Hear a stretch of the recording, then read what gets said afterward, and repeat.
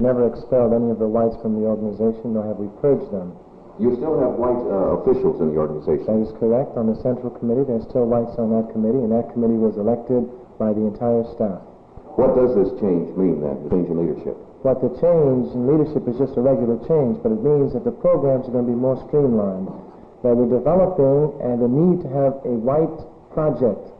That means that our white workers must go into the southern areas in poor southern areas in the white community and organize those communities. Because what became crystal clear to us on May 4th after the Alabama primary was that there is no moderate base in the South, in the white communities. There is none. And that if one is to be developed, it has to be developed by the Student Nonviolent Coordinating Committee, and it must be developed by the white workers in that organization. It cannot be developed by the black workers. You don't feel that do you think there was any maliciousness in the apparent misinterpretation of what developed at your last meeting? I certainly think there was misinterpretation. It was malicious on the part of many of the press media in this country.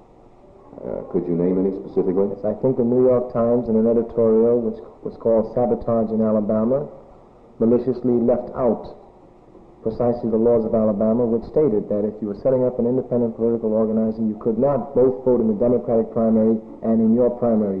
You had to vote in one and not the other. And the Times just left out the fact that that was the law and said that we were urging Negroes not to vote. Why have you refused to participate in the White House conference on civil rights? Well, we stated that, number one, that we found the foundations and consequences of racism are not rooted in the behavior of black Americans yesterday or today, but they're in fact rooted in the behavior of white Americans and the fact that white America has always tried to exploit black people, and that what they do is shift the blame from whites to blacks. And that's precisely what that conference is trying to do, but being more sophisticated about it. They're saying that... What do you think should be done, and who do you think should do it to prevent another outbreak such as occurred in Watts? Well, I think the only thing that can be done is that the people in Watts have to move to control their neighborhoods. They have to move to control them politically and economically. So then the responsibility does lie with the black community?